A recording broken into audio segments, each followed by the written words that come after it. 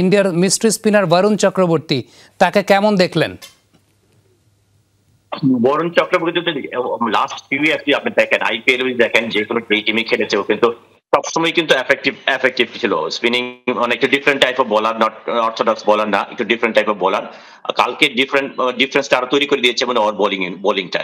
5টা উইকেট, স্বাভাবিকভাবে one day cricket যখন 5টা উইকেট অপোনেন্টের এরকম খুব বড় স্কোর কিন্তু ইন্ডিয়ার ছিল না। এই রান নিয়ে নিউজিল্যান্ড যে ফর্মে ছিল, নিউজিল্যান্ড যে ওয়েতে পারফর্ম করছিল, ডেফিনেটলি এটা মনে হচ্ছিল না যে খুব একটা ডিফিকাল্ট হবে নিউজিল্যান্ডের জন্য, কিন্তু ডিফারেন্সটা তৈরি করে দিয়েছিল ইন্ডিয়ান।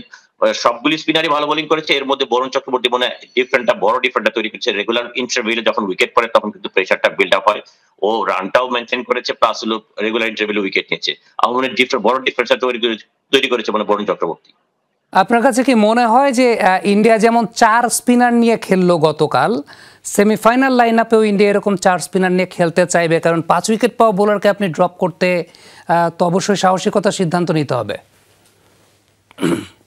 এইটা হয়তো বা ডিপেন্ডস করবে উইকেট, ডেফিনেটলি সামনে থেকে যারা উইকেটটা দেখবে, উইকেটে যদি ফাস্ট বোলিং এর অনেক সময় যেহেতু ফাস্ট বোলাররা ইন্ডিয়া কিন্তু একটা প্লাস পয়েন্ট আছে, দুইটা ফাস্ট বোলার নিল, হার্ড ডিপার্টে 3টা।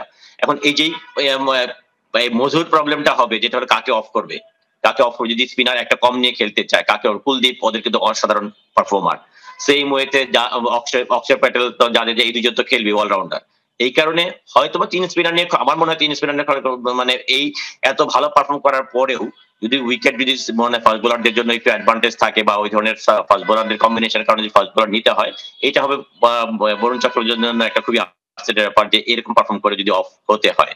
কারণ আমার মনে হয় উইকেট বিবেচনা করে হয়তো বা 4টা স্পিনার নিয়েও খেলতে পারে যদি উইকেট সাপোর্ট করে। আরেকটা ব্যাপার, এটা হলো অস্ট্রেলিয়া এগেনস্ট অস্ট্রেলিয়া, যেটা হলো মানে এই টুর্নামেন্টে আসার আগে মনে হয়েছিল অস্ট্রেলিয়া যে পরিমাণ প্লেয়ার ইনজুর্ড ছিল, সবাই হয়তো ভাবতে পারে না যে অস্ট্রেলিয়া যে ওয়েতে দাপটের সাথে এবার পারফর্ম করে যাবে।